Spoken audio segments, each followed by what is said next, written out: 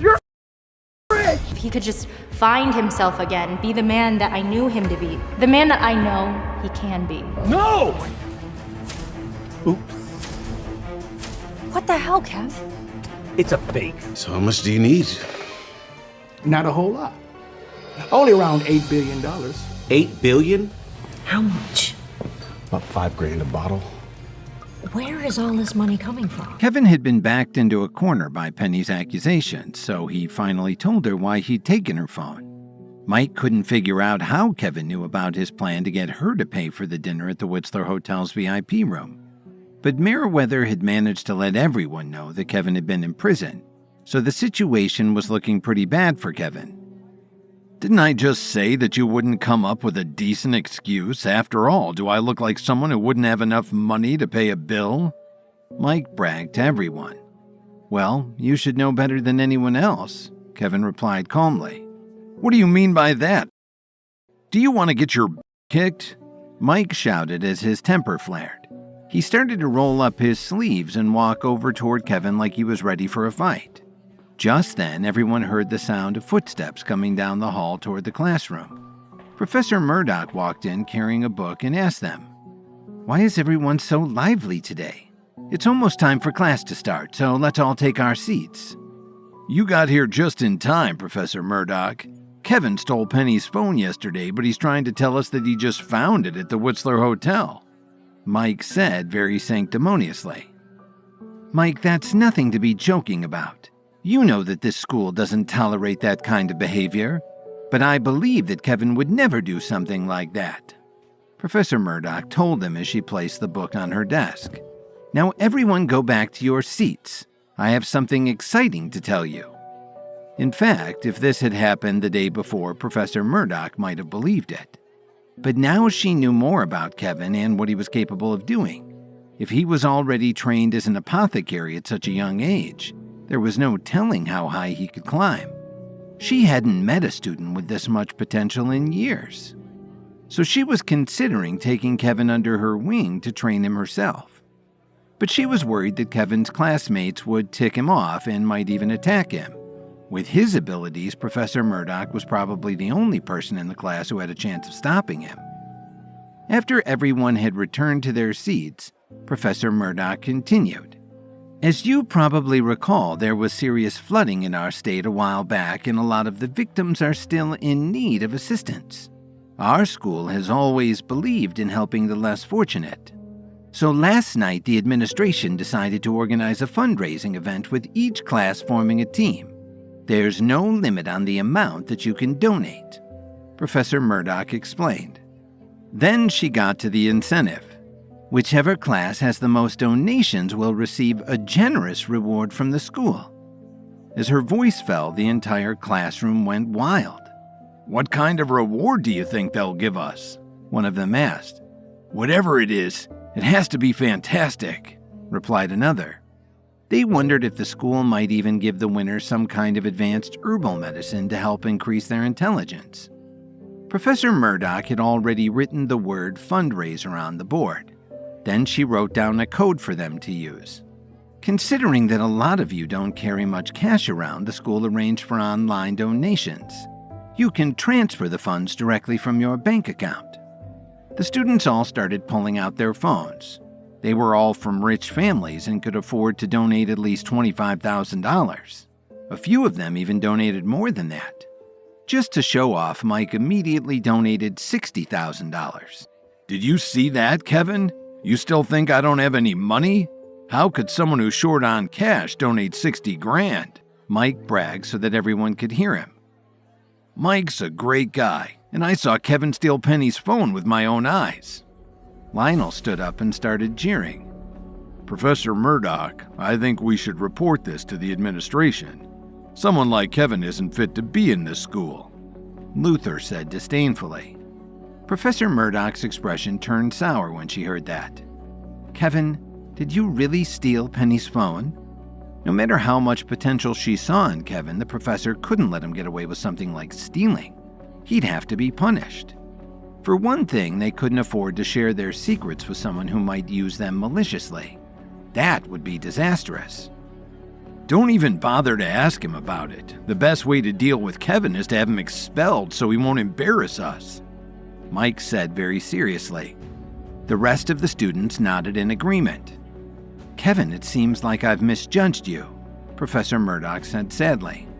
She was already in a bad mood today. She didn't know why, but she woke up feeling even weaker than the night before. "Professor Murdoch, could you please return my phone to me?" Kevin asked her calmly as he walked up to the podium. "I want to make a donation too." His words immediately brought laughter from the room. They all started to jeer at him. How could someone who's so hard up that they need to steal a phone make any kind of donation? "Why don't you let him have it, Professor? Let's see how much money this can donate," one of them urged her. She took a long look at Kevin and then took his phone out of her briefcase, saying, "I'll return it to you, but you have to listen to me carefully. First of all, from now on, as long as you're in class, you can't take your phone out. If I catch you doing it again, you'll never get it back." Then she added, "Second, from now on, you have to be on your best behavior in school. If you get in any more trouble, I'll have no problem having the police handle it. Just because you're not as fortunate as your classmates doesn't mean you can steal from them." Kevin didn't say anything. He just entered the fundraising information into his phone and returned to his seat. Professor Murdoch also took out her phone and went to the donation website. Their class had donated close to $2.5 million, which pleased her to no end. "I may not be too enthusiastic about some of this job, but with a little training I'll be able to achieve greater things in the future," Professor Murdoch thought to herself.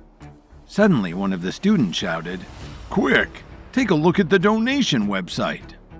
This immediately got everyone's attention. They all pulled out their phones to see. There was utter silence in the room. They could all see that someone had just donated $500,000. And the name next to the donation was Kevin.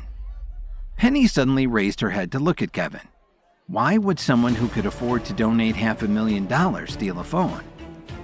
Did I really misunderstand him? Penny wondered. She felt a little guilty. Luther and Lionel almost fell out of their seats. Nobody could believe it, but they had the proof right there. Kevin walked over to Mike and said, "You said I was so poor I had to steal a phone? Then tell me how many phones you could buy for $500,000. He said this loud enough so everyone in the class could clearly hear him. Mike suddenly got flustered. "What is there for you to be proud of when you're just spending your wife's money? Anyway, my father's the one who gave me my money, and I won't get scolded when I get home." Then Mike pulled out his phone and donated $500,000 to the fundraiser. Yesterday at night, he begged his father to give him more money for his expenses. He never knew that the money would be spent to save his reputation. He'd already spent $360,000 for dinner the night before, and now he was donating another $500,000. He hardly had anything left in his account. The students all saw Mike's name pop up on the fundraiser website, and they were really impressed. Mike relished in their praise. He looked at Kevin with a self-satisfied smirk and boasted, "Let's see if you can match that with your wife's money." Kevin's classmates started to whisper to each other. They didn't realize that he'd been spending his wife's money. The Jones family would really be ticked at him for doing that. While they were all processing this new information, some of them noticed that Kevin seemed really calm. But Mike was starting to look very upset. "Wow, Mike, it looks like you're really rich. Are you sure you're in the mood to compete with me?" Kevin shot back. Then he took out his phone and donated $1 million to the fundraiser. Everyone checked their phones and saw that Kevin had just donated $1 million more. They couldn't believe their eyes, and some of them started to get a very different opinion of Kevin. "Did this guy really steal his wife's card?" Mike gulped. He didn't have enough money left in his account to compete with Kevin. "Aren't you going to match my donation, Mike? Remember, it's for the disaster victims." Kevin teased him as he added another $500,000. The room fell quiet again. They all looked at Mike to see what he was going to do, but it was obvious that he was very upset. Mike opened his mouth to speak, but he choked on his words. His father had already told him not to ask him for any more money until next year. If he called him again today, his dad would probably be so mad at him that he'd fly into a rage and come to Chicago to straighten him out in person. That wouldn't go well. How come you haven't made any more donations? Don't you have any money left in your account? Kevin chided him. You were just saying that I'm a poor jerk who had to steal a phone. Do you still think I'm poor? Mike stared at Kevin for a long time, but he couldn't find the words to reply. If he'd known this would happen, he wouldn't have donated so much money. Now he really felt like a fool. He'd been trying to make Kevin look like a but he'd only hurt himself. Mike got so angry that he punched Kevin in the shoulder. Suddenly the class realized that Mike had just been trying to impress them all, even though he really couldn't afford it. I can forgive you for insulting me, but do you expect to get away with hitting me? Kevin growled as he grabbed Mike's wrist with one hand and slapped him hard on the cheek with the other. The blow knocked Mike back several feet and he fell to the floor with a thud. Kevin, how can you do that? Professor Murdoch shouted from the podium. I'm sure you saw what he did, Professor. Mike struck me first and I was just defending myself. Kevin replied frankly. Do the school regulations say that I can't fight back when I'm being bullied? Professor Murdoch was obviously angry, but she knew that Kevin was right. When Kevin donated all of that money to the fundraiser, the professor started to change her mind about him. But after seeing him strike a fellow student, his good deeds didn't matter anymore. Come to my office, Professor Murdoch ordered him. She seemed like she was about to lose control of herself. Kevin wondered what was going on. He could tell that she seemed a little weaker than before. He followed her into her office and stood there quietly. Kevin, private fights are strictly prohibited here. If you dare to strike anyone again, you'll be severely punished, Professor Murdoch informed him. Are you taking Mike's side, Professor? Didn't you see how he was bullying me? Kevin replied casually. Then he asked her, Are you feeling okay? You don't seem as strong today as you usually do. What makes you say that? She asked him as a look of panic flashed in her eyes. She hadn't spoken to anyone about how she'd been feeling. Did you forget what I said at the dinner last night? I told you that there was something strange about the pill Mike gave you and I warned you not to take it. Kevin reminded her as he shook his head. But you told me that you couldn't see anything wrong with it. Are you making fun of me, Kevin? Professor Murdoch changed the subject as she deliberately avoided talking about the pill. Maybe I didn't get enough sleep and my body hasn't had a chance to recover yet. You're lying to yourself, Professor. There's no need to do that with me, Kevin admonished her with a smile. If I'm right, you'll have lost all your progress within 3 days, and you'll never be able to get it back, no matter what you try. Professor Murdoch began to panic, but quickly calmed herself and asked Kevin, Are you trying to scare me? From what she knew about the augmentation pill, these effects Kevin was talking about didn't make any sense. It had taken her a long time to get as far as she had in her training, and it had brought her a lot of recognition and respect. If Kevin was right, she'd lose her position in the school, along with a lot of the connections she'd made with some very powerful people. Since you don't believe me, I don't know what else I can say, Kevin sighed. But please remember what I said, Professor. There are only 3 days left at most. If you change your mind in the next couple of days, just give me a call. I have a way to solve your problem. Then Kevin asked if he had her permission to return to class. When he got back to the room, Merriweather avoided any eye contact with him, but Kevin didn't really care. He sat down in his seat and waited for Professor Murdoch to return. Just when he was about to take out his phone to see if the battery still had a charge, Penny suddenly turned around and put a piece of paper on Kevin's desktop. A few of the students saw this and wondered why on earth she would bother to pass a note to a like him. After Kevin got back from Professor Murdoch's office, he sat down in his seat and started to check his phone. Before he could even pull it out, Penny turned around and put a note on his desk. The students who saw this started whispering to each other, wondering what was going on. Kevin didn't care what they thought. He could see the note that said, Sorry, I was wrong about you. This made Kevin feel a little awkward. If he replied that's okay, it would seem that he didn't think that much of himself, but if he said too much, she might think he was full of himself. This isn't going to be easy, Kevin scratched his head and thought to himself. While he was trying to figure out what to say to Penny, his phone started buzzing like crazy in his lap. Kevin took a look and saw that he had a ridiculous number of messages from Gwen Archer. There were texts saying things like, "Why are you asking me about this?" and "Are you angry?" "Please don't be mad at me," one of the messages said. "I promise I won't let my brother fight Dalton again." Kevin was confused about what to do.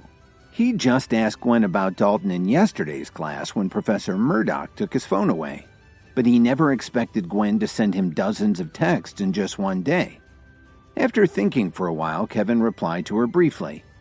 "If you really want me to teach you to be an apothecary, don't let anyone bother Dalton Steele again.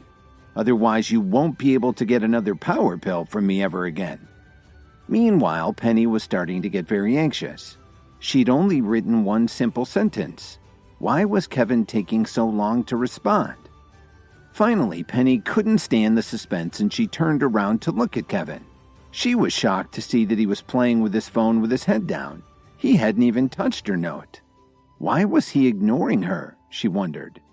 Penny wasn't used to anyone giving her the brush off. The more she thought about it, the angrier she got.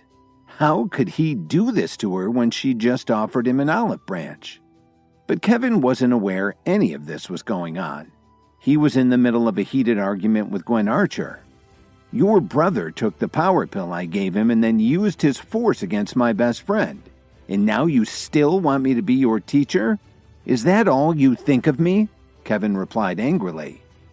"I didn't have anything to do with it. When Dalton came to our mansion, I hardly said a thing to him. So don't blame me," she explained. Then Gwen begged him anxiously, "Please let me be your student. I'll consider Dalton to be part of my family and ask my brother to get along with the Steele family. We'll even come to an agreement on our conflict with the bar Dalton opened." Kevin grunted and simply replied, "I'll believe it when I see it." Then Kevin put away his phone. Penny's note had been blown onto the floor by a light breeze. While this was going on, Randall Williams was in his New York mansion having coffee with Seth Roundtree. After he'd gotten the call from Randall the evening before, Roundtree had rushed to New York as soon as he could. He'd managed to get there by this morning. "Mr. Williams, by joining the Myriads, you've made a wise decision for your family," Roundtree stated plainly as he put his coffee cup down on the table. "I'll take you tonight to meet with the senior members. That way we'll all be clear about what we can expect from each other in this relationship." "I'd like to talk to you about the herbal meds for my family," Randall asked him reluctantly. As long as his family was joining the Myriads, he wanted them to start making progress as soon as possible. "Don't worry, I have plenty of pills for you. Tonight I'll ask my people to let you have some of the construction pills," Roundtree reassured him. Then he pulled a training manual out of his briefcase and said, "Take this as my gift to your family to commemorate your acceptance into the Myriads." Randall had an unsure look on his face as he took the book. When he saw the title, he got very excited. It was Instruction Manual for Myriads Members, Physical and Cognitive Training. That's right. This is the manual that our organization has developed over the years to give all of our members a physical and mental edge over our competition, Roundtree explained proudly. "I'd only heard rumors about this," Randall exclaimed. "I can't believe I'm holding it in my hands." He was beyond excited. If his family mastered this training, they wouldn't have to answer to anyone. "There's a lot of valuable information in there. Some of it we developed on our own. Other things have been picked up by infiltrating various groups," Roundtree practically whispered as though he were afraid of someone hearing him admit it. "This is a truly generous gift," Randall said gratefully. "Look how happy you are. But don't worry. I can guarantee you that this is only the beginning. Once you join us, as long as you sincerely contribute to the organization, There will be more good things in store for you than you can ever imagine," Roundtree boasted as he leaned back in his chair. Then he said more soberly, "But there are other groups that are unwilling to share. Does that sound right to you?" "What you're saying makes sense," Randall replied distractedly. But at the moment, he couldn't take his eyes off the manual that Roundtree had given him. "Okay, I still have some business to attend to. Make sure that your family gets started right away. The construction pills will be delivered by 10 o'clock tonight at the latest," Roundtree assured him. Then he said, "I have to get going." Roundtree closed up his briefcase and headed out the door, leaving Randall to flip enthusiastically through the book. At the School for the Healing Arts, they included a physical education class in the curriculum. It looked a lot like what you might find at any ordinary college. The big difference was that their instructors in basic martial arts techniques had highly specialized training, and the class itself was grueling. In a 2-hour class, they only rested for a few minutes at a time. Kevin was assigned to Group 24, which was training close to Phoebe Anderson and Sherwin Blair, who were in Group 25. Kevin had already moved way beyond the basic moves that were being demonstrated in the class, so he found a shady spot and lay down on the ground where he could watch the rest of the students practice. Suddenly, Lily walked up to him holding 2 bottles of water. She smiled and offered one to Kevin. "Sweetie, do you want some water?" Kevin nodded and returned her smile. He popped Lily's bottle open and handed it back to her. Lily sat down right next to Kevin and put her head on his shoulder. A few of the men in the class who were interested in Lily were very jealous of Kevin when they saw this. "Hey, isn't that Lily? Who's that guy she's sitting with?" one of them asked. "You don't know who that is? I thought everyone had heard of him. He's Lily's husband," another student explained to him. "Didn't you say their marriage was on the rocks? They definitely aren't acting like it," he replied. Kevin could hear their discussions and he started to smile. He'd also felt that Lily had become more and more affectionate lately. Just then, another beautiful woman walked over to Kevin. Phoebe Anderson handed Kevin a bottle of water and gave him a pleasant smile.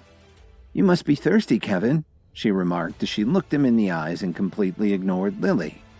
"I'm very flattered, Miss Anderson," Kevin teased her. "Don't forget that I still owe you a meal. When are you free?" she asked him. She clearly remembered that their dinner had been interrupted by Officer Emmett. Phoebe still hadn't properly thanked him for the Dream Lover necklace. Whenever Phoebe had nothing to do, she would start thinking about Kevin. That's why she'd brought along an antique Italian hairpin with her, so she'd have an excuse to spend some time with him. "I've got tons of free time. Just say when," Kevin answered playfully. "We can figure that out later. But first, I wonder if you can take a look at this Italian hairpin," Phoebe asked as she handed it to Kevin.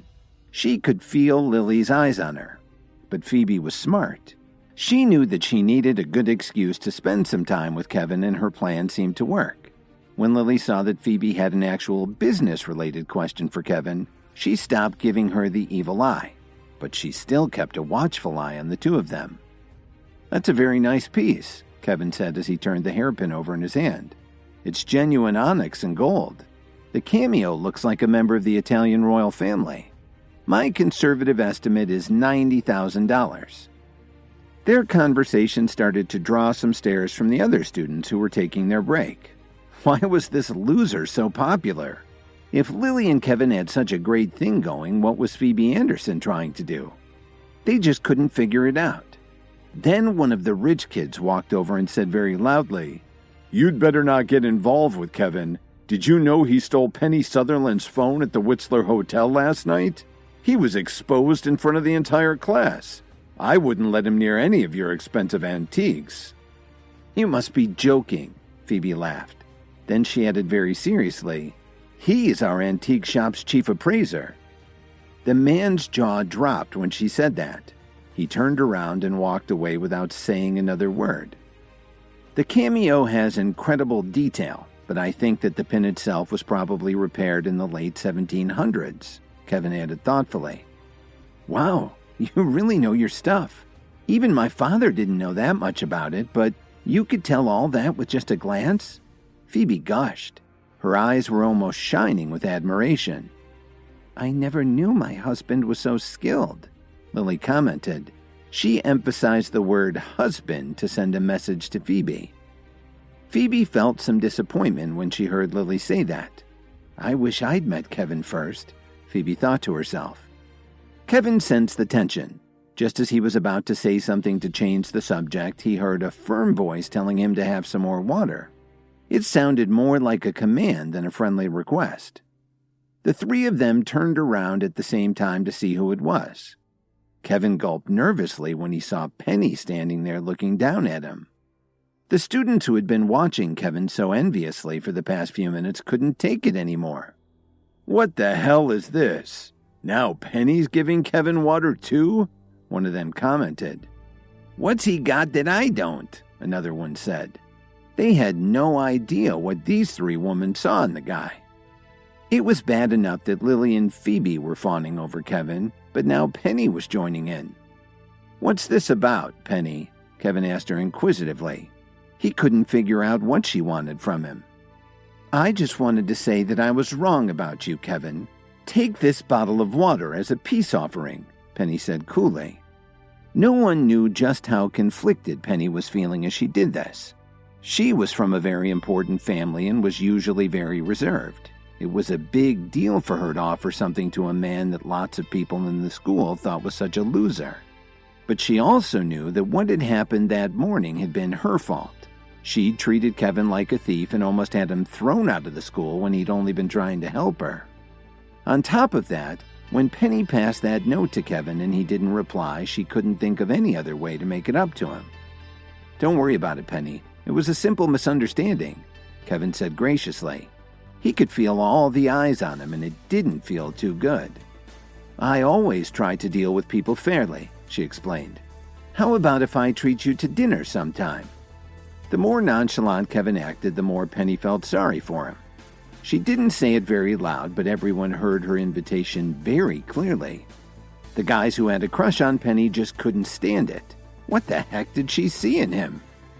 Kevin was starting to make a lot of enemies in his class without even trying. Lily and Phoebe were also a little wary of her. Was Penny an old friend of Kevin's? Why was she inviting him to dinner? Phoebe was starting to feel very uneasy. She was already in competition with Lily, and now there was someone new she had to deal with. But Lily was getting even more nervous. She knew exactly who Penny was. She was from the most important family in the city, and she was also very attractive. Lily was afraid that Penny might try to steal Kevin from her. Right then, Lily promised herself not to let anyone take her husband away from her.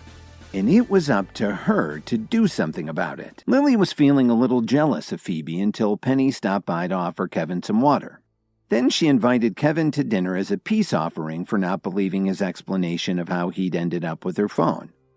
Lily had promised herself not to let anyone try to break up her relationship with Kevin, so she took the initiative and held Kevin's hand. "Hubby, your classmate's offer sounds wonderful. Let's take her up on it." Then Lily looked over at Phoebe and added, "Why don't you come along too, Phoebe? It's always a lot more fun to have a big group." Kevin was pleasantly surprised to hear Lily talking so kindly and gently. This was the first time he'd seen her like this in all the years they'd been married. Just as Kevin was about to nod his head and agree to the plan, a sharp sword suddenly flew toward them from nearby. Kevin saw that it was about to hit Phoebe's shoulder, so he jumped up off the ground and leapt in front of her. At the same time, he reached out and snatched the sword. Who the hell would do something as mindless as that? With all these people around, you could kill someone, Kevin thought to himself. He tossed the sword onto the ground just as a tall, rugged man with an incredibly guilty look on his face ran over to them. The man calmly picked the sword up off the ground and said very apologetically, "I'm really sorry about that. It accidentally slipped out of my hand while I was practicing. I'm so glad I didn't hurt anyone." He was Frank Carter, one of the martial arts instructors at the School for the Healing Arts. Although Frank was acting like a very friendly and easygoing guy, he was actually being pretty hypocritical. On the first day of school, he'd noticed Lily and Phoebe and had a crush on both of the women. but he'd never found a good excuse to go up and talk to either of them. When he saw Lily and Phoebe sitting with Kevin, Frank absolutely lost it. "You really should be more careful when you're practicing your sword techniques. Even though you're an instructor, you still could hurt someone," Kevin grumbled. "You're absolutely right. I'll try to pay attention next time." Frank replied cheerfully, but he was actually cursing Kevin under his breath. "Who the hell do you think you are to teach me a lesson? Just see how I'll deal with you later." Then Frank turned around and walked away while he continued to show off his sword moves for the group of young students who had been watching him. Frank's interruption really ruined Kevin's mood, but he still thought he'd be a fool to pass up a chance to have Penny treat him. "So it's a plan. Let's all go out and have dinner tonight." "Okay," Penny agreed right away. Then she eyed Lily and Phoebe before walking off the training field. Suddenly, Lily hugged Kevin's arms and pouted slightly. "Why is Penny treating you to a meal? Is there something going on between the two of you that you're keeping from me?" Phoebe also stared at Kevin and wondered what the deal was. In the face of stiff competition like Penny, she and Lily were kind of on the same side now. Right then, a stone hit Lily really hard on the shoulder and she winced in pain. Kevin knew right away who'd done it, and he was really pissed. Frank jogged over to them with a big smile on his face. His apology really sounded sincere. "Sorry, Lily. I hope I didn't hurt you. The students asked me to demonstrate a throwing technique and it got away from me. Did it hurt a lot?" Then he added, "I can show you a special massage that'll make you feel better before you know it." But Frank didn't care whether Lily felt better or not. He started to reach out to touch her shoulder, but Lily pulled back. Before Frank even got near her, Kevin grabbed his wrist and snarled, "I think you're looking for trouble." "You really should show more respect to your teachers," Frank shouted angrily. "Respect you? For what? Are you even qualified to be teaching here? Apologize to my wife immediately or you'll regret it," Kevin threatened him. "What did you just say? There's a little too much noise out here. I didn't hear you clearly." Frank tilted his head and whispered into Kevin's ear, "I was telling you to apologize. Or don't you understand plain English?" Kevin roared back. The commotion started to draw a crowd of onlookers. "Am I seeing things? Is this guy actually starting a fight with a martial arts instructor?" One of them asked the other. They were all certain that Kevin would be absolutely destroyed by Frank.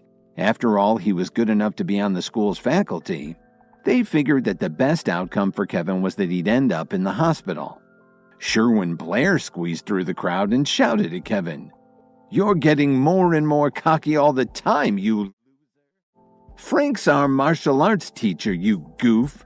Do you have any idea how much trouble you're getting into? If I were you, I'd immediately let go of his wrist and beg for forgiveness.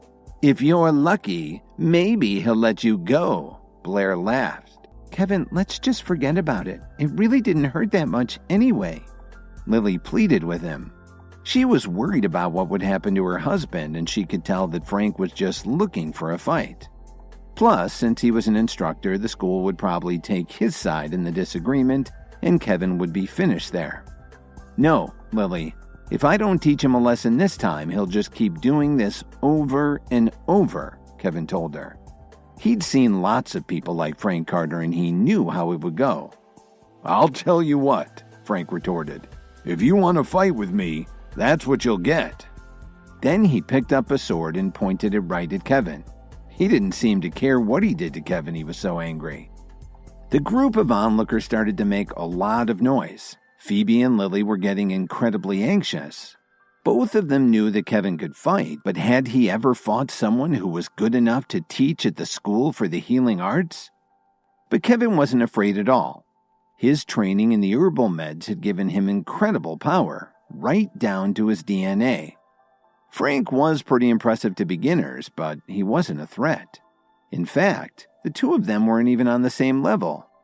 Just as Kevin was about to attack, everyone heard somebody shout, "Stop that right now. This is a university campus, not some back alley." Frank immediately withdrew his sword and Kevin relaxed his fist. Professor Murdoch walked over to them and chastised Frank. "Do you think it's right to bully students? We're supposed to protect them." "It's not what it looks like, Professor Murdoch. Kevin wanted to do some extra training during our break, so I was just testing him," Frank tried to explain. "These students just got here a few days ago. How could you be testing them when they haven't even learned the basics?" Professor Murdoch glared.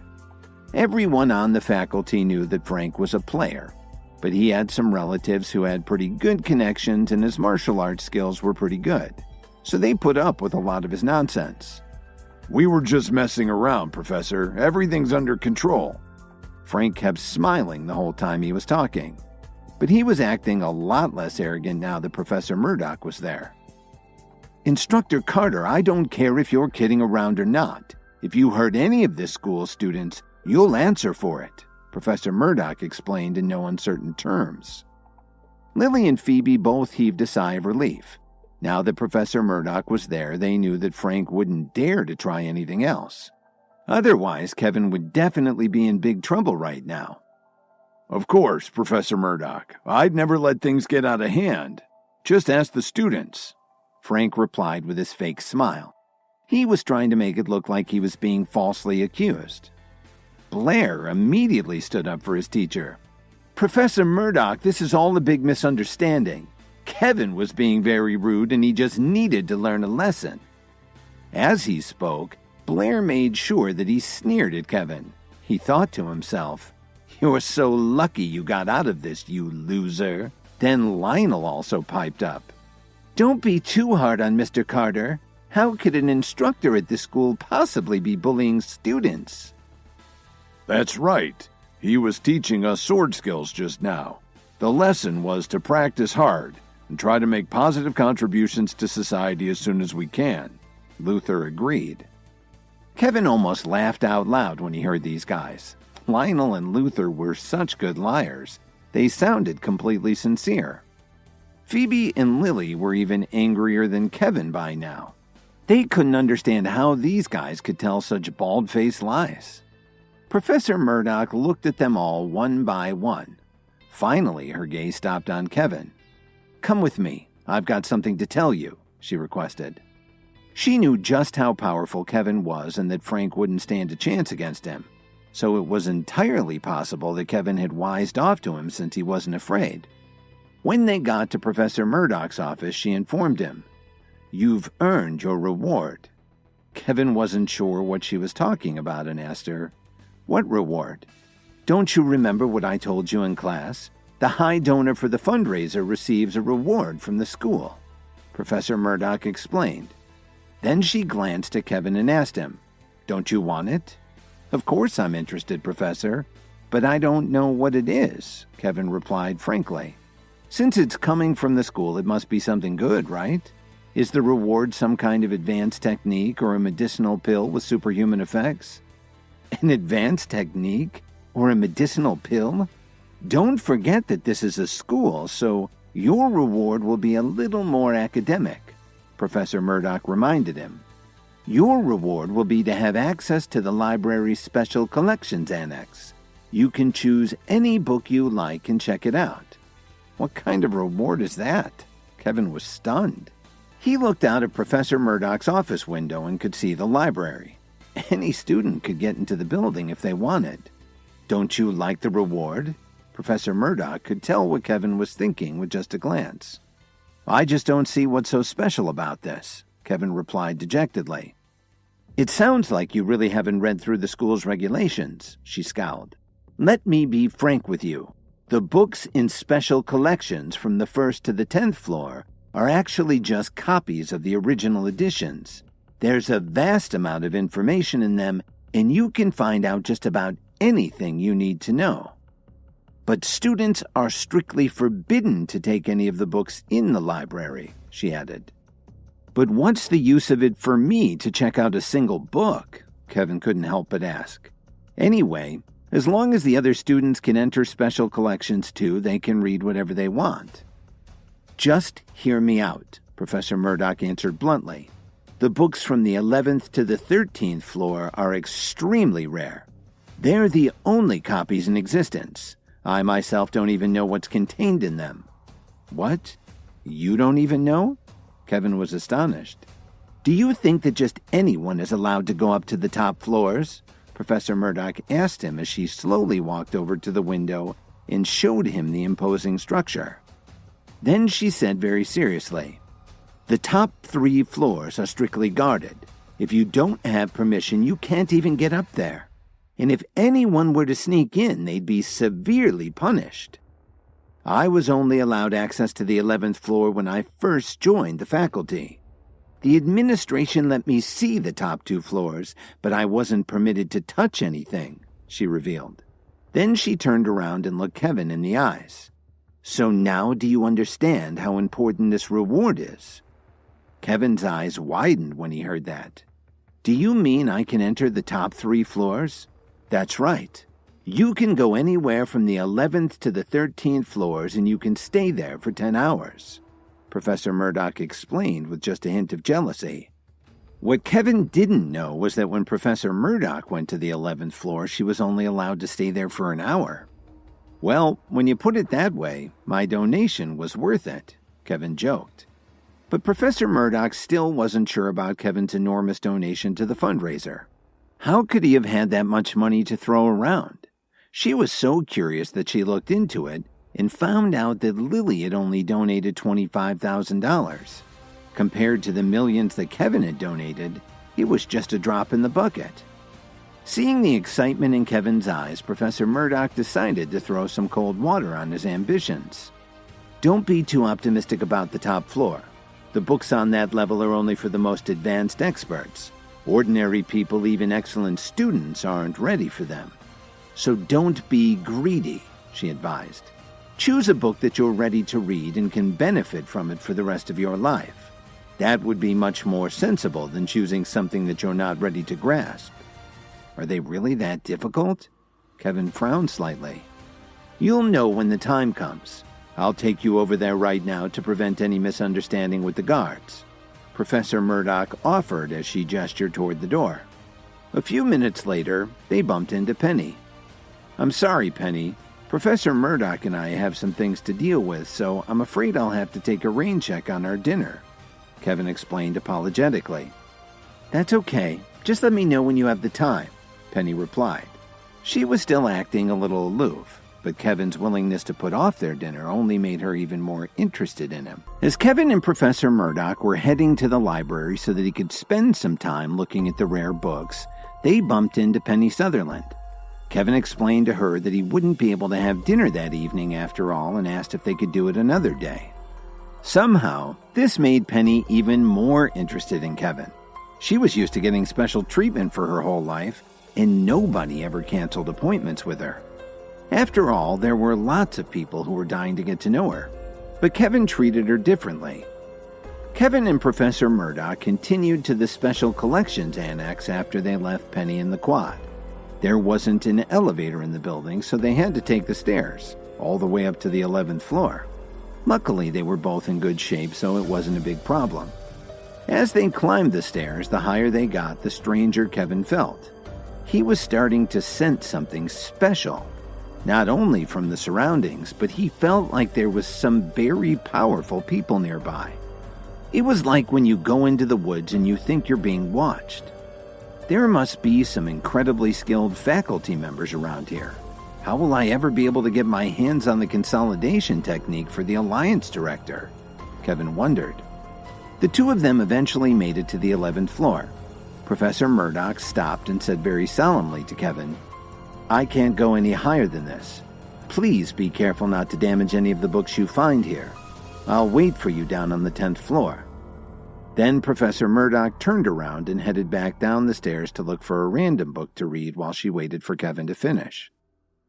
Kevin took a deep breath and slowly opened the door to the 11th floor. As soon as he stepped out of the stairwell, he was shocked by what he saw. There was nobody there, and he didn't see a single bookcase. "This is supposed to be the floor with all the rare books?" Kevin said to himself as he looked at the empty room. He scanned the space from one side to the other and muttered under his breath, "What the hell is going on? There's absolutely nothing here. Did the school get robbed or something? The 11th floor was definitely very empty. Not even a scrap of paper, let alone a collection of arcane tomes containing the secrets of herbal medicine. Are they playing some kind of sick joke on me? Kevin wondered. Maybe they were fine with taking my money, but knew what the students had been saying about me. I'll bet they never intended to let me see anything, or any of the other students either. He was feeling extremely disappointed and a little frustrated too as he walked toward the middle of the empty room. The only piece of furniture was a big white table. There were no books or anything on it, but he decided to walk over and take a look at it anyway. What the hell is this here for? Kevin asked himself as he ran his palm across the surface of the table. It was smooth and glassy. That's when he realized there was an enormous touchscreen built into the desktop. As the screen lit up, he heard a voice from a hidden speaker talk to him. Kevin Williams, freshman student, has permission to enter the library's special collections. Confirm with the DNA blood marker test. What the hell do they mean by that? Kevin wondered out loud. All this just to come in here and look at some old books?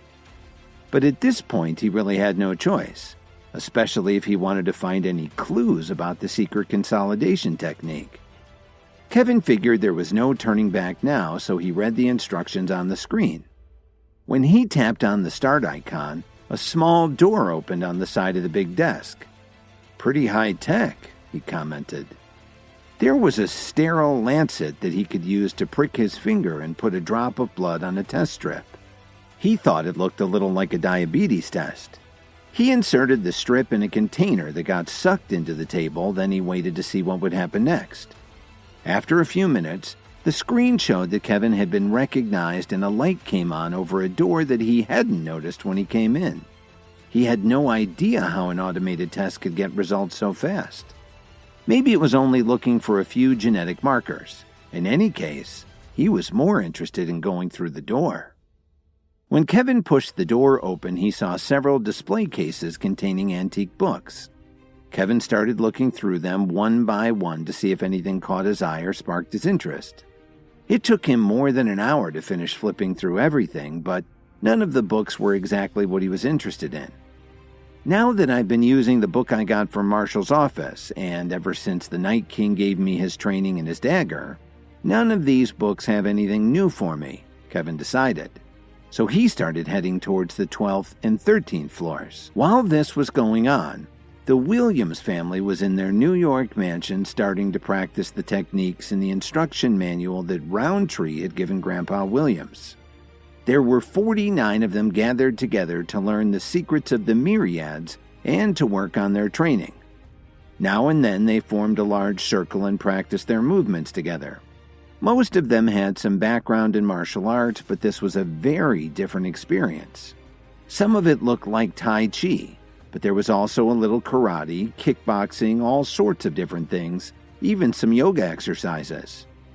The manual that Roundtree gave you is marvelous. If we keep this up, we'll be safe from anyone who might try to do what Dalton Steele did, Thomas remarked excitedly to his father as he wiped the sweat off his forehead. But it's not enough. Randall commented as he watched his family practice their movements. He wanted something more for them. That's why he decided to join the Myriads in the first place. What do you mean, Dad? Thomas asked him. You have to aim even higher. The Myriads will deliver the pills to us this evening. You need to wait by the door and be very careful. We can't make any mistakes, Randall explained seriously. Later on, I'll get in touch with Roundtree so he can help us take the construction pills properly. The secret manual is just the starting point. Just as Thomas was about to ask him another question, someone rushed over to Randall and told him that Renee Silver had just arrived. She was the director of a large organization called the Union. The name of the group was a lot longer than that, but everyone knew who you were talking about if you mentioned the Union. Randall wasn't too pleased to hear this. Thomas, please show her to the backyard where everyone's practicing. Try not to make too much noise. Why do you want me to do that? Thomas inquired. She's been training for years, but she absolutely hates groups like the Myriads. If she knew our family had joined them, we'd never hear the end of it," Randall informed him. "So don't say a word about it." Thomas nodded in agreement and headed off to do what his father had asked. Randall Williams took a deep breath and headed for the front door. "Sorry to just drop in on you like this, Randall," Silver announced as she walked in. "No need to apologize, Renee. It's always a pleasure to have you here. Please come in," Randall said with a smile as he gestured for them to come inside. "Is your family training together now?" Silver asked as she looked at all the weapons stacked in the yard. "We had no choice. Our family was in financial difficulties and nearly went bankrupt because of one of my grandchildren. My thankless grandson even brought an outsider to invade our family home and attack us. This is my plan so that it never happens again," Randall explained. He made sure to tell only his side of the story so that she'd have more pity on him. "I'm sorry to hear that," Renee exclaimed sadly. "What's the name of this ungrateful relative of yours?" "It's Kevin, Alan's son. We've banished him from the family, but there's nothing more we can do. He's become quite powerful and he has some very shady friends," Randall told her with a sad look in his eyes. Then he gestured for her to have a seat in the living room. "Kevin?" she replied very gravely as she sat down on the couch. "Don't worry, Randall. If I run into him, I'll make sure that he never causes your family any problems ever again." But she still hadn't told Randall the real reason for her visit. While Kevin was looking through the school's special collections as a reward for his donation to the fundraiser, the Williams family was training at their mansion in New York. They were interrupted by a visit from Renee Silver, the director of the union. When Randall explained why they were so motivated to get stronger, she promised to do away with Kevin if ever she saw him. "By the way, may I ask what brings you here?" Randall asked nervously as he returned to his armchair. "To tell you the truth, Randall, I've brought along a few of my assistants who have never been to New York City. Would it be any trouble for you to put us up?" she requested very directly. "No problem, Madam Director. It would be an honor to have you stay with us. I'll get someone to prepare a guest room for you," Randall offered pleasantly. However, on the inside, he was really anxious. Randall was afraid that if Silver and her assistant stayed in the mansion for too long, they'd figure out that the family had joined the Myriads. That would be disastrous for them. But he couldn't refuse her request. At the moment, he could only hope that they would leave as soon as possible. Meanwhile, Kevin was exploring the top floors of his school's library. He'd made it to the top floor where, in a corner of the room, he found a blood-red book on improving your cardiac health. Your internal power is mirrored by the strength of your heart, Kevin read on the first page of the book. He skimmed through the table of contents and saw that the methods in the book help develop your power by focusing on your heart. There's no telling what will happen in the future, he thought. It would be great to strengthen my heart so I can maintain my internal energy. Then he spent a few more minutes looking around at the other books on the 13th floor. They were interesting, but not as much as the one he'd already found. Forget it. I'll just take this one, Kevin finally decided. When he got back home, it was already past 10 o'clock in the evening. Lily and Dorothy had already washed up and gone to bed, so Kevin quietly went into the study and started to read through this new book. The next morning, Lily was sitting on the sofa looking really sad. She couldn't reach Kevin on her phone and thought that he hadn't come home from school yet. Lily had no idea that Kevin was actually in the study upstairs. She'd been relying a lot on her live show for her income, but because she hadn't managed things well, she'd ended up stopping her broadcasts, which consequently cut off her cash flow. On top of that, Dorothy had a problem with gambling. She could lose thousands of dollars in just one day when things weren't going well. Sometimes she lost even more. After buying the condo at the Salix Leaf development, Lily didn't have much money left, even with what Kevin had arranged for her to receive from Williams Media. Dorothy came downstairs dressed in a very fancy outfit and saw Lily sitting on the couch looking miserable. "Mom, Are you going out to gamble again? Lily asked her sharply. I don't mean to upset you, but we're kind of short on cash. Can you try not to gamble so much? Lily's request made Dorothy feel really uncomfortable. After all, the money they'd been spending had come from her daughter's show. She knew Lily was right about this and nodded her head in agreement as she replied, I know, but I was invited by one of my friends, and if I don't go, everyone will start to gossip. Just when Lily was about to try and convince her mother not to go out, the doorbell rang. I wonder if that's Kevin, Lily exclaimed as her face lit up. She gave up on trying to persuade her mother to stay home and got up to answer the door.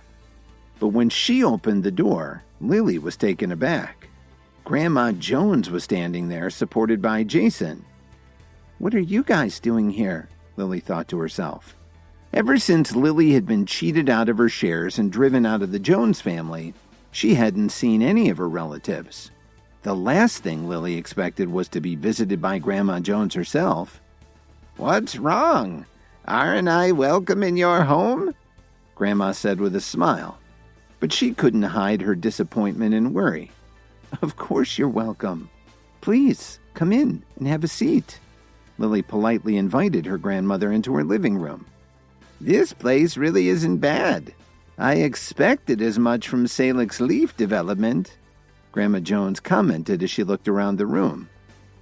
I didn't expect you to be able to buy such a nice home after leaving the family. Did you find yourself a rich man to take care of you?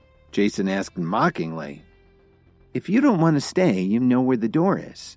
I invited Grandma to come in, not you, Lily retorted. Jason was absolutely livid when she said that. That's enough, Jason. Stop talking. I believe Lily earned her money on her own, Grandma Jones warned him. It was the first time she'd ever defended Lily in her whole life. Well, will wonders never cease? Dorothy commented as she looked out the window. She was also aware that Grandma Jones was being uncharacteristically nice to Lily. Grandma Jones and Jason did their best not to react to Dorothy's wisecrack. They had no choice but to bite their tongues. For some reason, the Jones family had suffered one setback after another in their business. In fact, their funding had almost completely dried up until just a couple of days ago, when it had made a slight rebound. If it happened again, the Jones family would go bankrupt in less than 3 days. But the strange thing was that Grandma was no longer embarrassed to go around the city asking for help. Some people politely rebuffed her. Others took the opportunity to tell her what they really thought, essentially kicking her while she was down. Jason was certain that Lily was rolling in money because of her online show. If they could get her to help them, their problems would be solved. That was why the two of them came over to visit her. Did something happen to you, Grandma? Lily decided not to beat around the bush. Knowing how much danger her family was in, Grandma Jones swallowed her pride and got straight to the point. Lily, I know that Jason and I have caused you a lot of pain. Please accept my sincere apologies for that. But I'm here on behalf of the entire family to ask for your help. As a member of the Jones family, you can't let us get wiped out. Oh, so now that you need help, we're back in the family? Dorothy shouted as she ran over to them. You didn't seem to care about our name when you kicked us out. Grandma Jones and Jason didn't reply. Mom, please don't say anything else, Lily begged her mother. Why shouldn't I say something? Didn't it bother you how the family treated the two of us? Dorothy growled. She was getting angrier and angrier as she spoke. What's past is past, Lily sighed. Of course, she still felt hurt by what Grandma Jones had done, but she still treated her with respect. How can I help the family, Grandma? Lily asked quietly. Jason and Grandma Jones both smiled broadly. Well, how much money do you have right now? We'll need you to transfer all of it to the family. We'll cover the rest, Grandma Jones instructed her. That's the only way we'll be able to overcome this crisis. If you think that's an unreasonable request, we can give you some of the Jones Corporation shares, Jason offered. But Lily didn't answer Grandma Jones's question right away. She remained silent while she thought about the offer. Although Grandma Jones's tone was very gentle, she never said she would return the money to Lily. And even though Lily had been a high-ranking member of the family, they booted her out anyway. So there were no guarantees that this deal wouldn't turn out the same way for her. And the shares that Jason was talking about were meaningless too. After all, he and Grandma Jones had already cheated Lily out of her controlling interest in the family's company. "You've really got some nerve saying that," Dorothy scoffed as she rolled her eyes at Grandma Jones. In the past, Dorothy had always been polite to Grandma Jones, but now that Lily was earning enough to cover their basic needs, she didn't care what she said to her. "That's enough, Mom. Let's let bygones be bygones," Lily said gently.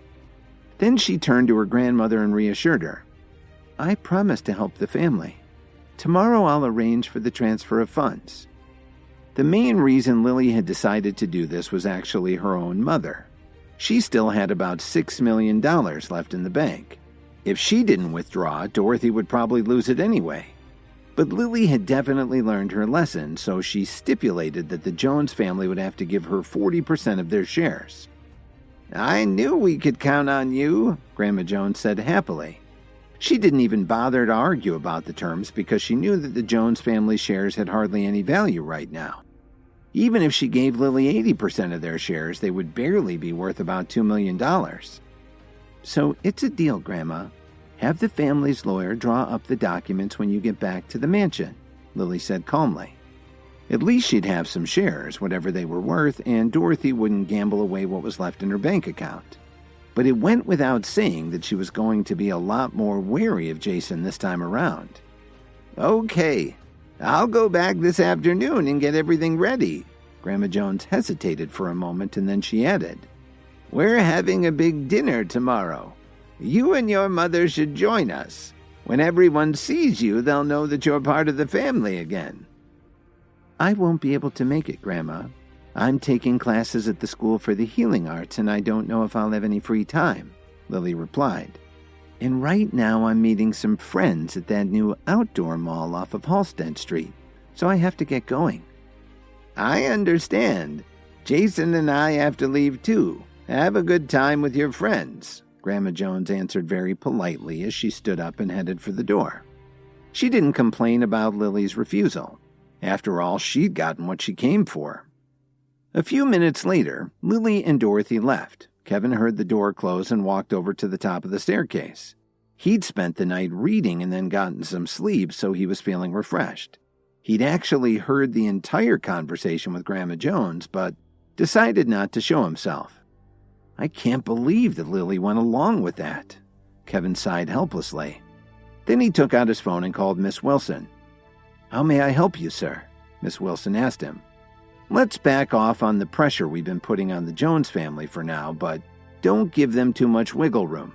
I'll leave the details up to you," Kevin instructed her. "I'll take care of it, Mr. Williams," Miss Wilson promised. Kevin hung up the phone and looked outside. He decided that the weather was pretty good, so he changed his clothes and went out for a walk. The new mall of Halsted Street had been built with Tyler Dawn's help when he arrived in Chicago. It had turned out to be a very popular shopping area, even in Chicago's harsh winters. Under Tyler's direction, the KWTD Corporation had used its influence to attract a lot of high-end stores. There were also dozens of restaurants and food courts with a wide variety of options. People flocked to the neighborhood as an alternative to driving out to the suburbs to visit one of the older malls. Tyler Dawn really came up with a great idea, Kevin thought to himself. Then he was distracted by his phone, which started to vibrate like crazy. He was being bombarded with texts. Kevin clicked on the first one and was surprised to see that it was from his friend Cook. He was wondering how his friend was doing. There was also a message from Rachel and another one from Gwen Archer. She was checking to see if Kevin was still interested in teaching her. The most interesting text, though, was from Tyler Dawn, who was letting Kevin know that he'd arranged with all the stores in the mall to cover his expenses. He told Kevin, "If you want anything at all, just go in and ask for it. Let me know when you're going to the mall and I'll fly you down there myself." The mall was really crowded, and Kevin thought to himself, maybe a plane would be handy with this many people around. In fact, there were so many people shopping and just strolling around that Kevin had realized he had no chance of finding Lily. It would be faster to just give her a call. When Lily's phone rang, she and Rachel were right in the middle of the mall. She was holding a bunch of bags in one hand and a veggie wrap in the other. She adjusted her bags and somehow managed to answer her phone. She was so excited to see that it was Kevin that she started grinning from ear to ear. "Are you back from campus, Kevin?" "Yes, I am. Where are you right now?" Kevin asked her. "We're in the middle of that new outdoor mall along Halsted," Lily answered with a smile. "Stay right where you are. Don't move an inch. I'm right by the entrance and I'm heading your way," Kevin told her. He hung up and started making his way through the crowd as he admired the scenery. Kevin wasn't aware of it, but at that very moment, Officer Emmett was walking through the same crowd. A man walked up to her and asked her if she wanted to come over to his kiosk. "Would you like to have your palm read, ma'am?" "I'm not interested," she replied bluntly.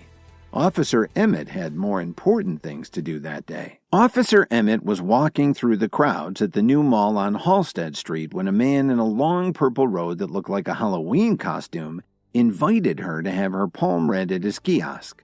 The sign over his table read, "Professor Futurioso." "Sorry, I'm not interested." Officer Emmett smiled and shook her head. She'd never bought into any of that stuff. "Why don't you just give me a few minutes of your time? I'll bet you really want to believe, Kelly," the man said cryptically as he stroked his goatee. "How did you know my first name is Kelly?" she asked in surprise. "I can see far into the past and even farther into the future. Knowing your name is really quite simple," he replied smugly. "That's pretty impressive," Sherwin Blair said in surprise. "Please read my fiancé's palm for her. I'll pay you whatever you want." "You've misunderstood my intentions. Palm reading has everything to do with fate, not money," he explained to Blair. Then he rubbed his beard again and continued. "Since fate has brought us together in this huge crowd, maybe we were meant to meet. I won't charge you anything for this reading."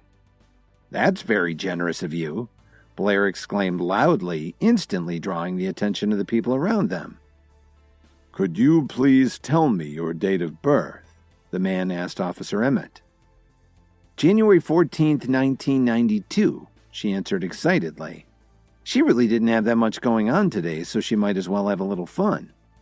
They walked over to his kiosk and Officer Emmett sat down across from Professor Futurioso. He took her hand and looked at it thoughtfully before commenting. "I see that you're very powerful and have an impressive heart line." Then he paused and added, "But I'd like to try something else to give you more specific advice." Then he pulled a deck of tarot cards out of his puffy sleeve. Officer Emmett raised an eyebrow, but let him continue. He drew the cards and placed them on the little table between them. "I see here that your career isn't going as well as you'd hoped, but you have someone very generous in your life," he began. Then he put a tower card on the table and said, "But something has brought disaster into your life." The next card he drew was the Fool, and he commented, "There's another relationship in your life that you need to change because it's coming to an end." Strangely, the face on the character looked a little bit like Kevin, but Officer Emmett put that down to coincidence. She was stunned by his comments, but didn't notice when Professor Futurioso looked over at Blair after he finished speaking. Then he continued, "It looks like you need to make an immediate change so that your life and career can get back on track." "Then what should I do?" Officer Emmett wondered. In spite of her skepticism, she was starting to believe him. It was true that she'd had a lot of setbacks at work, especially her failure to make any progress with the Myriads or the Alliance. This guy was accurate so far. Maybe he could suggest a solution for her. "It's very simple. If you want to be happy, you need to make a leap of faith right away and cut your ties with any bad influences in your life," he told her with a smile before adding, "And there's no time like the present." She looked at him in shock and understood right away what he was talking about. Then the man nodded and turned to look at Blair. "It seems to me that this is the man who will bring you that happiness. You're destined to be together." When she heard this, Officer Emmett started to feel a little emotional. Even though she and Blair had been engaged for a while now, she'd been reluctant to set a date. Blair thought that the moment was right to make his move. He got down on one knee and pulled out a small velvet jewelry box. "Kelly, we've been together for such a long time. Will you marry me?" Blair asked her so loudly that everyone around them started to cheer. The bystanders waited impatiently to hear Officer Emmett's response. "You have to say yes, Kelly. I know that you're a match made in heaven," Professor Futurioso encouraged her. She looked at Blair, who was still kneeling on the ground, and she was so touched that she didn't know what to say. But then Officer Emmett turned her head and saw a familiar face in the crowd. As she began to step away, Blair stood up to see why she was distracted. "Kevin, wait a second. I have something to talk to you about," Officer Emmett called out as she walked over to him. "What's this guy doing here?" Blair asked angrily as he gave Professor Futurioso a dirty look. Officer Emmett hadn't figured out that Blair had actually hired the tarot reader and had set the whole thing up. "Have you been looking for me?" Kevin inquired. At the same time, he squinted a little as he happened to notice that Blair and the tarot reader were whispering to each other. "I wanted to ask you if you happen to have a power pill on you," she said hesitantly. As it turns out, she wanted to ask Kevin for one when she saw him on campus for the first day of school, but because of the fight between Kevin and Blair, she never got the chance. Then Officer Emmett got too busy at work, so she didn't have any time to call him. Now that she'd spotted Kevin in the crowd, she decided to seize the opportunity. "What do you want it for?" Kevin questioned her with a slight frown. Just as she was about to answer, Blair suddenly announced, "What a coincidence! We can't seem to get rid of you, can we? You're like a that keeps coming back." The crowd turned to look at Kevin, and people started to wonder who this man was who had interrupted the touching wedding proposal. "How can you say something like that to Kevin in front of so many people?" Officer Emmett asked him anxiously. She was so close to getting a power pill from Kevin and didn't want Blair to screw things up. What would she do if Blair got Kevin mad again and he left without helping her out? "Why are you standing up for this bag again, Kelly?" Blair complained. "I thought that a law enforcement officer would have more sense than to believe in tarot readings," Kevin said mockingly as he glared at the bearded man wearing the cheesy purple robe. "You guys go ahead and have fun. I'm going to look for my wife." "Hey, don't be in such a hurry to leave. This guy's pretty good. Don't you want to find out what he has to say about your future?" Blair bellowed as he quickly pulled Kevin back. "You really ought to give him a try. He's eerily accurate," Officer Emmett added. "Whether he's accurate or not doesn't matter to me. I don't believe in any of this stuff," Kevin replied coolly. He started to walk away, but the man stopped him. He couldn't let Kevin leave yet because Blair had ordered him to embarrass him. Even if he couldn't beat him in a fight, he could at least insult him. "I told you I don't believe in any of this. Now let me go," Kevin ordered him. Kevin didn't know what kind of game Blair was playing, but he was sure that this guy had some tricks up his sleeve. Besides, he still had to find Lily, and he really didn't have the time to waste on this nonsense. "Don't be angry, young man. I'll do your reading for free." Professor Futurioso smiled as he started to shuffle the deck of cards. He deliberately acted shocked.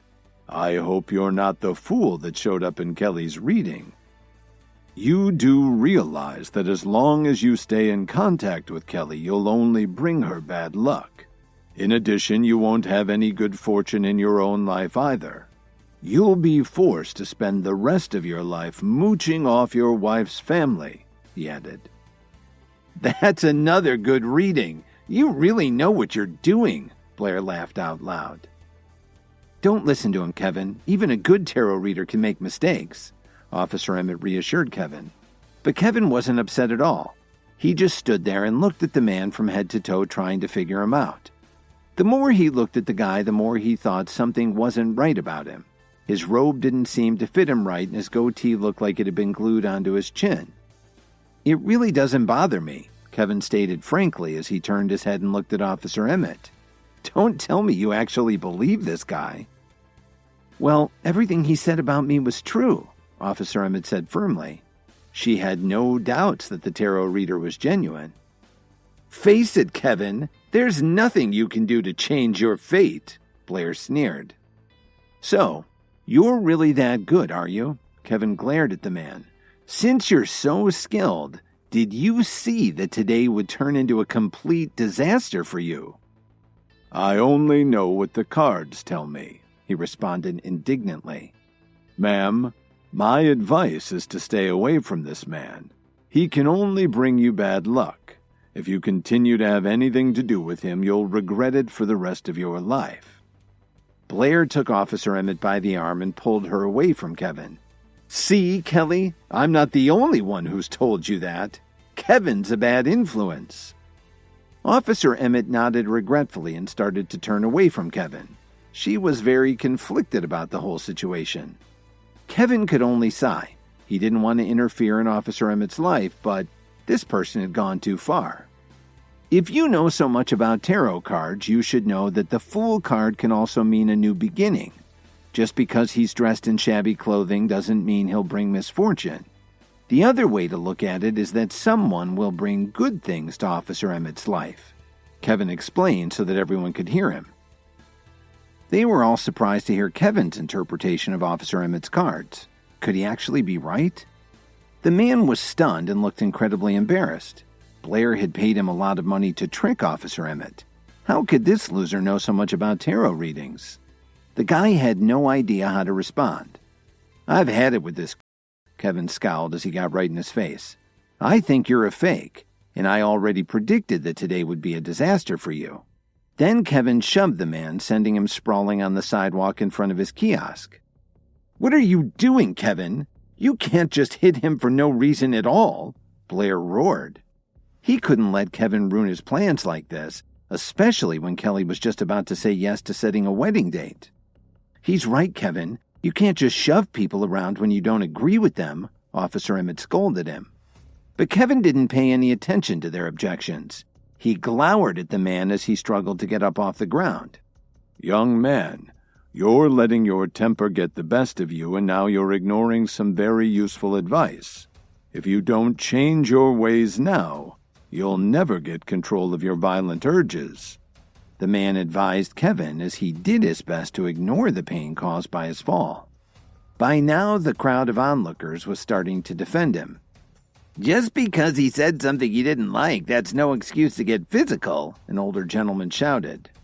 "It's not his fault you don't believe what he said about you. He wasn't trying to hurt you," another onlooker chimed in. Blair was absolutely ecstatic when he heard what everyone was saying to Kevin. He'd embarrassed him, and all it had cost was a few bucks. But Kevin didn't care what any of these strangers were saying about him. He just reached out and pulled the man's fake goatee off his chin. "Did you see that?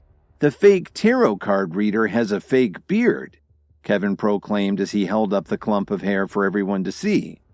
"You've gone too far. So what if I had a fake beard?" The man growled at Kevin. "What else about you is false?" Kevin glared as he grabbed the man's purple robe and yanked it off of him. The crowd was shocked for a moment and then broke into laughter. Under his robe, he was wearing a cheap suit. "Now what do you have to say for yourself?" Kevin asked him sternly. The man began to stammer as he searched for an explanation, but he knew he'd been caught. Kevin looked Officer Emmett in the eyes and gave her a wink. "So, you're a scam artist, are you? I didn't believe any of your nonsense in the first place," Officer Emmett told him as she pulled out her phone. "How about I get someone to take you down to the police station to find out who you really are?" Kevin was slightly amused by all this. Scammers are getting pretty good lately. This one actually had fooled a police lieutenant. "Please, help me, Mr. Blair," the man shouted as he broke into tears and continued to beg for mercy. "You have to do something. My mother-in-law is sick and I have 2 toddlers at home. My whole family depends on me to feed them. If I go to jail, what will happen to them? Get lost. Why the hell are you coming to me for help? Blair said angrily as he pushed the man away. Officer Emmett had a hard time getting through to the station, and then realized they probably had a skeleton crew today because everyone was on crowd control for all the activity downtown. She couldn't call the regular 911 line because this wasn't that kind of an emergency. I'm going to cut you a break, Officer Emmett told him firmly. This is your chance to turn over a new leaf. If I ever catching you doing something like this again, or if I even hear that you've been ripping people off, I'll have you brought in and I'll throw the book at you. He'd really lucked out and he knew it. But Officer Emmett still hadn't gotten an answer from Kevin about the power pill. Everyone was waiting to see if the herbal remedy Kevin had made from the plants that he'd spotted down by the river would help to save Miranda's life. Officer Emmett pulled Kevin aside and asked him, "Did you make that herbal pill you gave me yourself? And also the one you gave to my fiancé?" "Well, you never asked," Kevin replied as he shrugged his shoulders. Officer Emmett didn't know what to say when she heard his answer. Time passed by slowly as they all waited to see if Miranda would show any improvement. About a half an hour later, she started to look a little more normal, but she still hadn't opened her eyes. "Kevin, what's going on?" Dalton asked anxiously. "Don't worry. She's doing fine. I think she'll pull out of this in about 10 minutes, Kevin said confidently. "Okay, then let's wait a little longer," Dalton said as he nodded his head. "Don't believe this bum, my friend. I'm sure the concoction he made isn't doing anything at all," Blair said to Dalton. "And you're saying this based on your vast knowledge of herbal remedies?" Dalton shot back as he glared at him. Blair didn't dare to say anything else. Jason interrupted to say to Kevin, "I still think you're a troublemaker. Why the hell did you have us burn our clothes when the chefs had set up a perfectly good grill?" Kevin looked at him and shook his head. "That shows what little you know, Jason. The grill's charcoal would have put a lot of toxic substances on the roots I was preparing. But your fancy clothes were made of 100% cotton, a lot cleaner to burn." This seemed to satisfy the onlookers, and Jason backed off so he wouldn't look even more foolish. He'd get even with Kevin later. While they were waiting, the sky suddenly turned dark, and a cool breeze blew across the campsite, making the trees start to sway back and forth. "It looks like it's going to rain," Officer Emmett said. "No way. Even if we get some rain, it shouldn't be a thunderstorm. After all, it's almost autumn," Matilda Jones pointed out as she looked up at the sky. "I wouldn't be so sure of that," Kevin said very seriously. "It's still pretty warm out. I think we should move to higher ground so we can be safe from any flooding." "Sherwin, do you have any people to help move the campsite?" Dalton asked very soberly. "Don't worry, Dalton. The tents are perfectly fine right here," Blair said very assuredly. Right at that moment, Kevin looked up at the sky and frowned. "Kevin, what's wrong?" Phoebe asked inquisitively. "I can't believe they set up our tent so close to the river," Kevin said loudly. "Once it starts raining, the river will overflow its banks, and everything will be washed downstream, including us. And we don't have much time." "Kevin, you have no idea what you're talking about," Blair rebuked him. "It's too late in the season for that to happen." Dalton ignored Blair and asked Kevin, "Are you sure about that? Do you know about meteorology too?" "I know a little about it. You should really move Miranda to higher ground while she recuperates. I'll get Lily to do the same." Then Kevin turned around and looked at Blair. "Do you have any extra tents? I need one of them." Seeing how serious Kevin looked, a lot of the campers started to whisper to each other. They couldn't believe he was showing off again. After all, there were never any serious thunderstorms this late in the season. Lily heard the comments from everyone and started to doubt Kevin once again. Then Dalton looked Kevin in the eyes and thought for a moment. He agreed that it was getting too late in the year to have a summer thunderstorm, but Kevin had already been right twice today, so he gave him the benefit of the doubt. "Give Kevin a tent," Dalton said coldly. He didn't have to bother being polite to Blair. Kevin looked up at the sky again and commented, I think we've got about 20 minutes before the storm gets here. Unfortunately, nobody can get a strong enough signal to check a weather app. I'm guessing we'll just have enough time to get to higher ground and set up shelter. Does anyone want to go with us?" "All right, Kevin, stop messing around," Lily warned him. "Are you coming with me or not?" Kevin didn't have time to explain it all to Lily. He turned around and asked again, "Isn't anyone else coming along?" Kevin didn't really like these people, but their lives were at stake. He waited, but nobody answered him. They just stared at him like he was full of crap. "Kevin, that's enough," Lily pleaded with him helplessly. From Lily's point of view, Kevin was taking advantage of their relationship, but just the thought of this made her feel embarrassed and she started to blush a little. "Lily, you have to trust me. There isn't much time left." Kevin looked at Lily and was confused to see her blushing. The rest of the group didn't believe Kevin knew anything about the weather and figured his luck had to run out soon. They didn't see any need to follow him and pitch their tents in another spot. While they were all discussing amongst themselves, Phoebe walked up with her brother Blake. "Kevin, I believe you. I'll go up the hill with you," Phoebe said confidently. "What are you talking about, sis?" Blake said somewhat anxiously. "It's way too dangerous in those woods." A few other members of her family agreed and tried to persuade her to stay where they were, but Phoebe didn't pay any attention to them. She just stared at Kevin with a determined look in her eyes. She didn't care whether Kevin would make a big deal out of it or not. What was important was that she had to support him right now. The group tried to warn her not to go with him. One of them even said, "Just because he lucked out and made some herbal drink doesn't mean he knows what he's talking about. Stay here where it's safe." They all tried to stop her from going. Blair walked quickly up to Kevin and said loudly, "I know why you're doing this, Kevin. You know that your herbal cure isn't going to help Miranda. So now you're trying to sneak out of here before Dalton figures it out and gets his hands on you." A lot of the other campers nodded in agreement, and this really made Kevin angry. Here he was trying to help these people, but they kept mocking him and calling him names. Were they ever going to listen to his advice without complaining? "Get out of my way," Kevin said coldly. "What?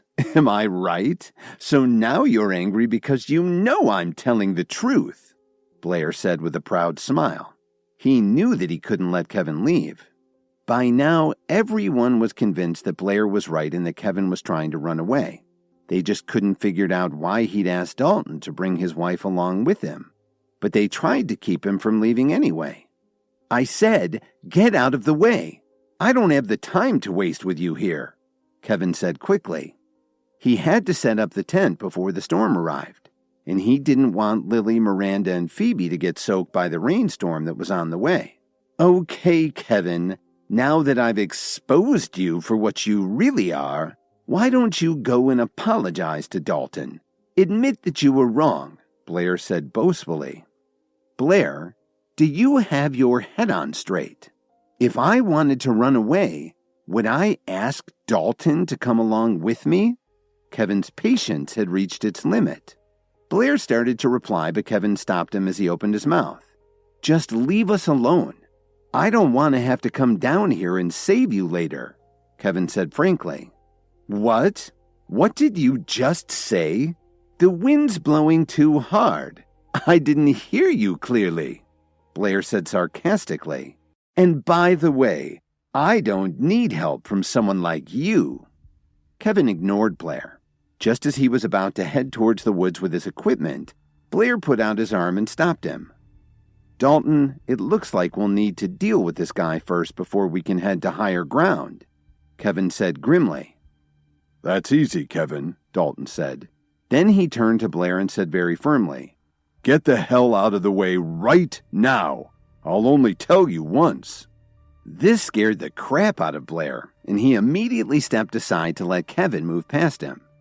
Kevin picked up 2 backpacks and 2 tents now that Dalton and his wife were joining them.